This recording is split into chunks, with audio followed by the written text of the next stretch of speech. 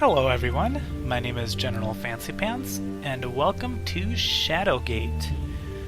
This game is not a remake, but there was a game for the old Nintendo Entertainment Center called Shadowgate, and this one follows that one pretty closely, which I did play the original Nintendo version, but not this one. I did play, well, that's not true. I did play this one for maybe about half an hour just to kind of get used to the controls and how it would play and things like that. But other than that, yeah, let's get started with a new game here.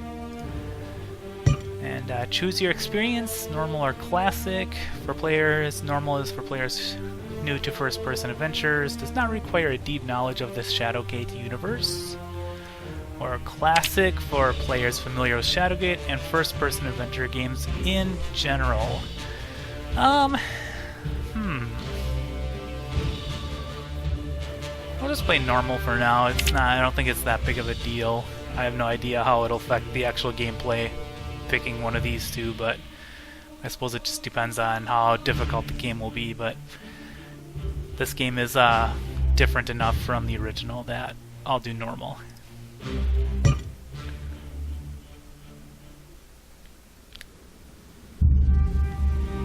A hero's journey? A great quest? Certainly it shall be these things.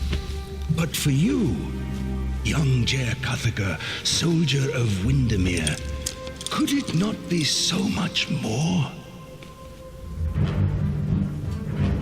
In dreams, I have come to you, beseeching, entreating. Ride south, boy. Take naught but a dirk, a torch, courage.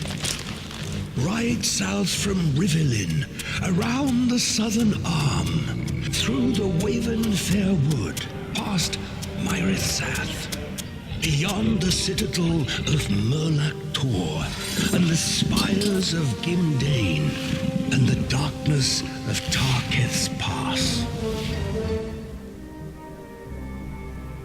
There you shall find my stone in wait. Under the shade of the mountain range, none have entered, either on foot, on mount, on wing.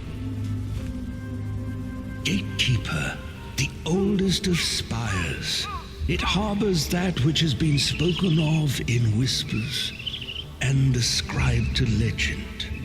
Shadowgate, the living castle.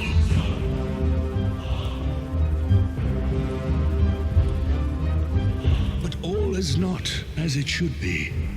One of our own is now our great bane, a blight upon us. He has brought the ancient keep low, and it now lies fallow. It is there that you will find me, Blackmere of the Circle of 12. It is there that you will find this great quest. It is there that you will find yourself.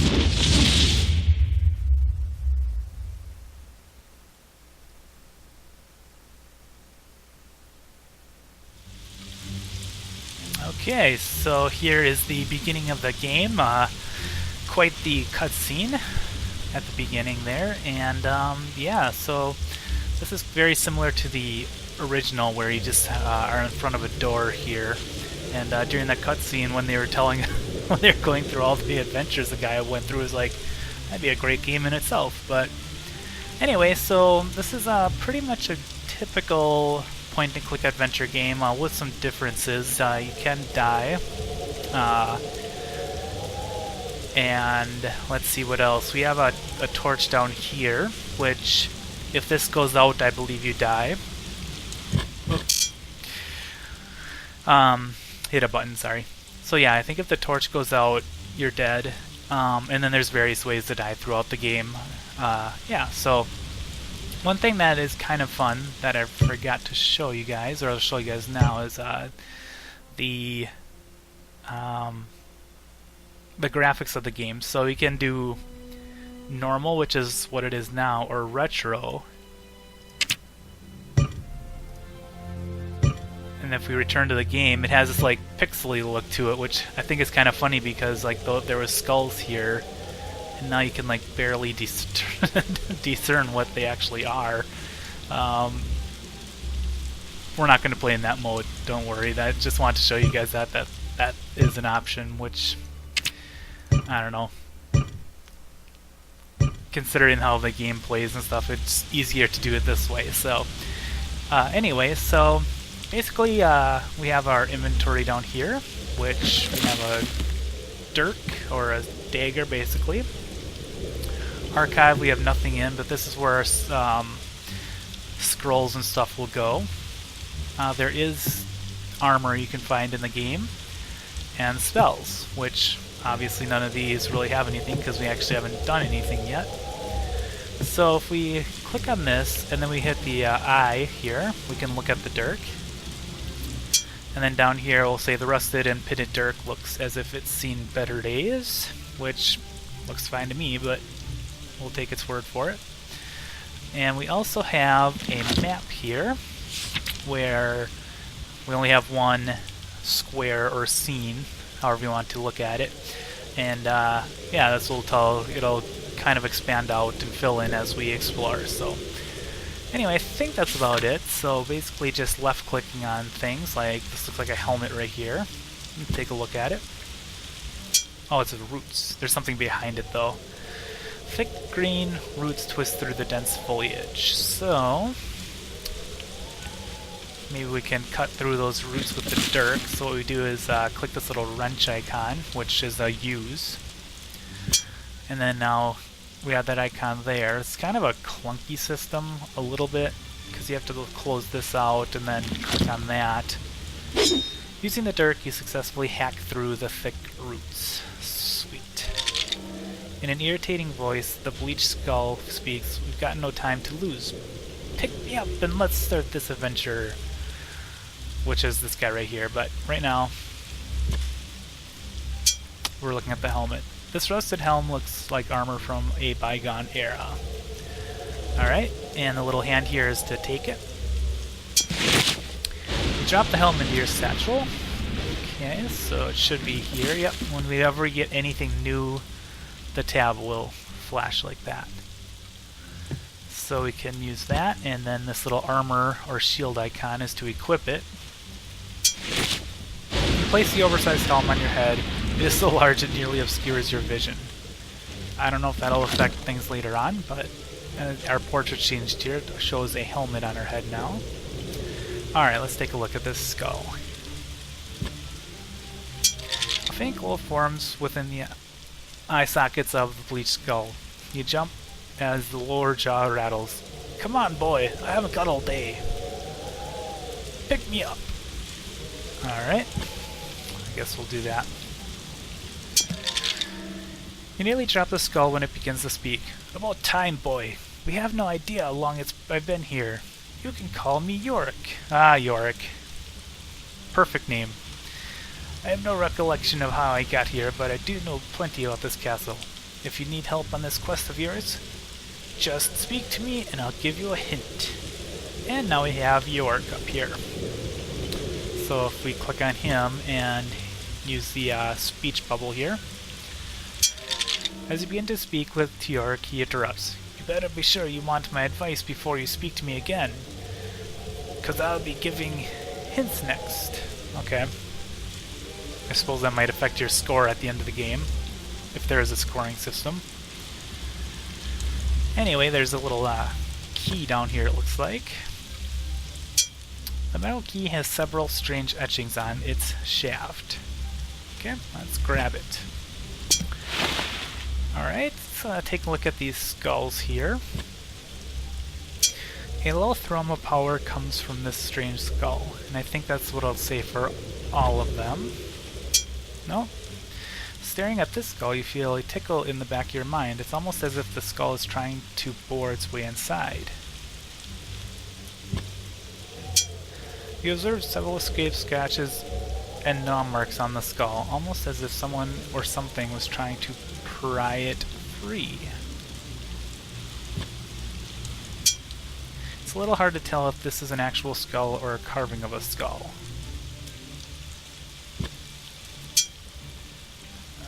Okay, gazing at the etchings upon the skull's forehead, your vision momentarily fades. There's something strangely hypnotic about the thing.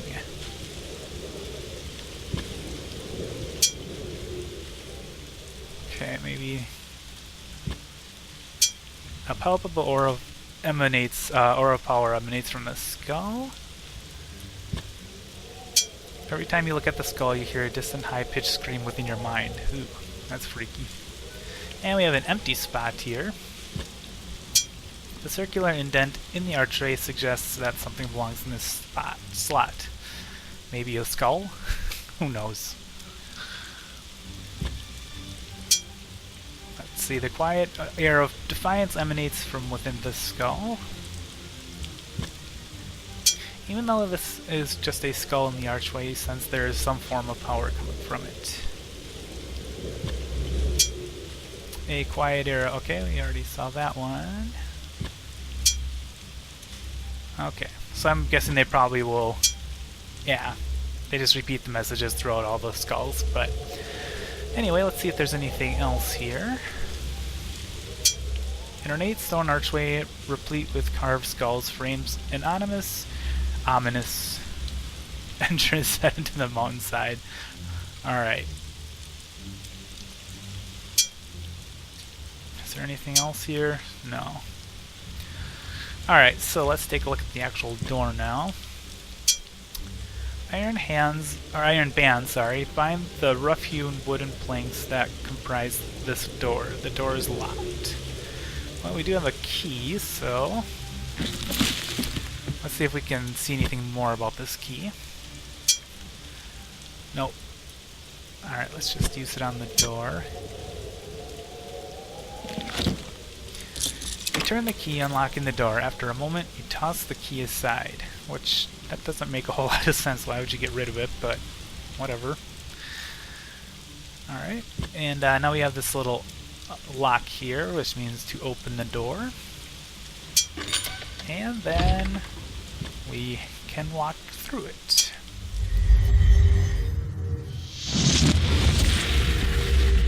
Lakmir was a fool to send a child to do that which even the vaunted Circle of 12 could not. Contain my growing power. Come if you wish. It makes little difference. Seal your fate within this living castle of the dead. I will. Alright, the apparition fades, leaving a trail of cold air behind it. Okay, so looks like we have some more torches here. You want to grab as many torches as we can find. And it will also look great, just wrap around the end of this torch. So let's just... There we go.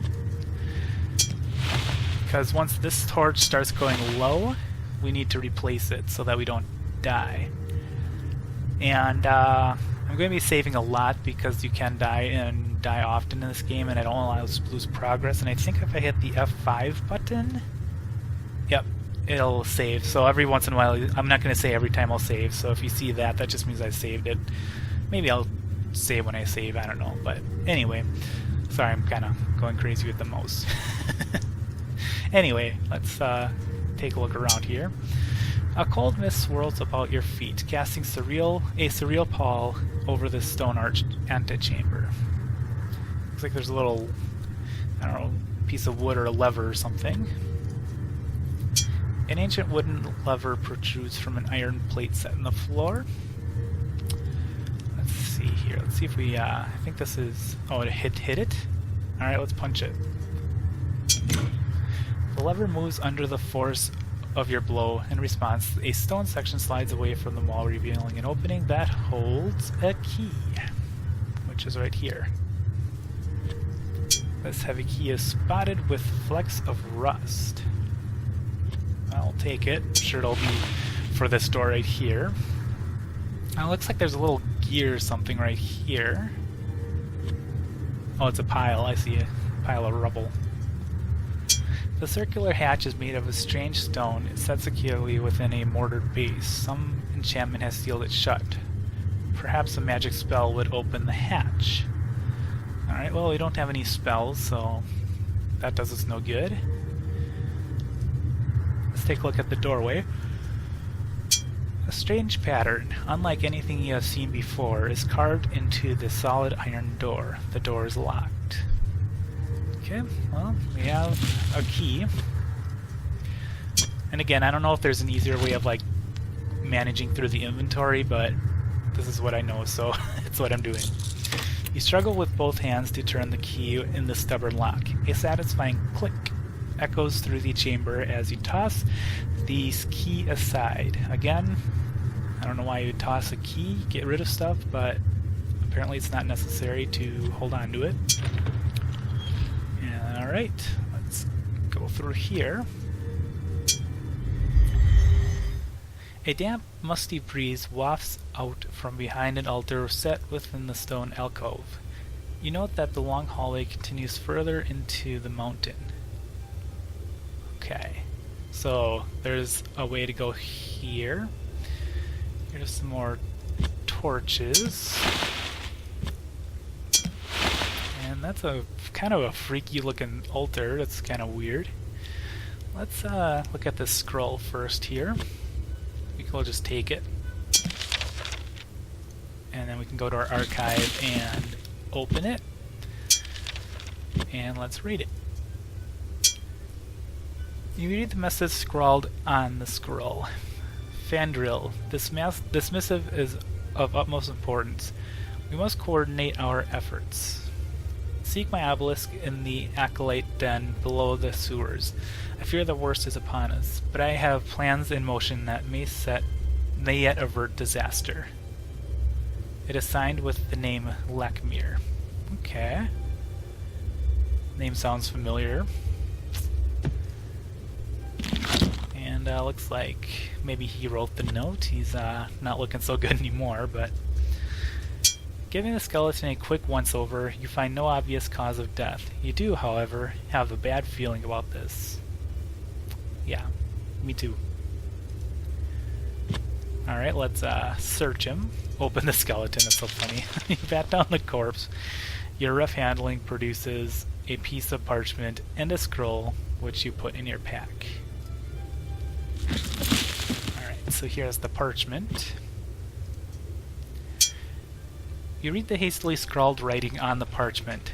Since it is the only means to capture and control the elementals, you must hide the silver orb beyond the waters of the sewer. Okay, I don't know what that orb is that they're talking about, but I'm sure we'll discover soon enough what that's all about. Ooh, there we go. The skull crackles as you unroll it. You read the message scrawled on the page. Brown, I have your dog. If you wish to see the flying ace again, then bring the 3 pumpkins to the place beyond the harvest door. But be wary, for only one outfitted in a mask for the hallowed eve can gain entrance. There you must carve my visage and illuminate the sacrifices in the field of jack-o'-lanterns. Then I will be freed, and this will come to an end. Cordially, DP. Okay, so all of these are basically giving hints. All of these, the scroll and the parchment and stuff, it's giving clues of what we'll need to do later on in the game, I'm sure. So, yeah, so we're going to have to find all that stuff, I'm sure, and get through the castle using those items that they're talking about. But let's take a look at the altar here. Strange markings and glyphs line the stone pillar that enshrouds this statue, one that depicts a hooded figure with a darkened visage. And also, I didn't mention this little up arrow here, this little red arrow. If you click that, you can go back into previous things that you've done, so you don't have to keep reopening necessarily. I don't know how far back this goes, but just kind of a little helpful just so you don't have to keep looking back and opening scrolls and stuff that you might have already opened and things like that. But anyway, how about this book here? Let's take a look at it. The old musty smell emanating from this book hints at its age. Alright. Something shifts under your feet as you open the book. That does what? I wonder what's shifting. That doesn't sound good. Close book. Look at it. Ooh. You scan the ancient manuscript, noticing most of the language is unintelligible. However, one particular word stands out from the rest. Invocon. In your mind's eye, you see a glyph glowing with power, and quickly write down the strange marking in your spellbook. You have learned a spell. Alright, so if we open our inventory and go to spells, and there's that. So now I can use that. I don't know what we can use it on, but let's just try it on the altar here. Maybe can I save while I'm trying to use something? Yep. Good. And now we have a little spell aura there. You concentrate on the statue and whisper a word of power. Although your spell is powerful, it bounces uselessly against the cold, dead stone. Okay, so that didn't work there, but so I don't really know exactly what's going on there with that spell, or where to use it. And if we go to our map here, you can kind of see that we have a couple different places now, and if I thought I could click? Nope, I guess not. The highlighted one is where we are obviously right now, so just showing that to you guys. Let's see. Where should we go to next? I guess there's only one way to go. Let's look at that. The passage continues on deeper into the mountain. This kind of looks like there's a little crack in the wall here too. Let's see if that's something. Fissures and fractures run along the edges of the section of the stone wall. Can we open it? You put your shoulder against the stone and push. The rock fractures and crumbles inward, revealing an opening. Alright, cool. Let's save again, just to be sure. Okay. I don't know. Which way do I go? I guess there's no wrong answer. We can always go back. So let's just head down here first. A series of ancient doors encircle this small hallway. It looks as if a battle may have been fought here long ago. Alright, I'm not sure why they say that, but it looks like there's some skeleton right here, and who knows. Let's see if I just look at this. Okay, it's pretty much the same thing. The skull has a deep gouge on the back of its head, a telltale sign of a death blow from an axe. Yikes. Can we take it? Alright, we take the skull. This cluster of bones is still mostly intact. Dried sinews and muscles hold it together. Okay, nice pleasant imagery. You search amongst the bones of the skeleton, but find nothing that interests you. Okay. And last but not least, this little bag right here. This hand-stitched stack is made from the hide of an animal. Which animal, however, is uncertain. Alright, let's open it. Let's just take it. We can open it in our inventory.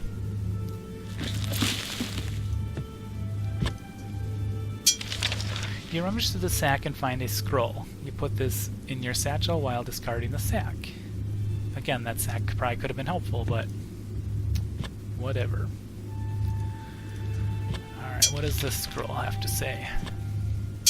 While writing is difficult to discern, you manage to glean a few key phrases. The danger is real. Alert the surrounding lands. Seal off the passages into the Gatekeeper Mountains. The wax seal shows an eagle in flight and is signed by someone named Fandril. Okay, that's another name we've heard before, right there in this first parchment. So things are kind of, I don't know, kind of connecting, I guess, a little bit. Maybe not yet, huh? Alright, and Anything else in here? No, doesn't look like it. Alright, so we have these 3 doors here. But I think right now what I'm going to do is call it an episode right here. Next time we'll continue exploring the Shadowgate castle and I guess see what's beyond these doors. So, I will see you guys next time on Shadowgate. Until then.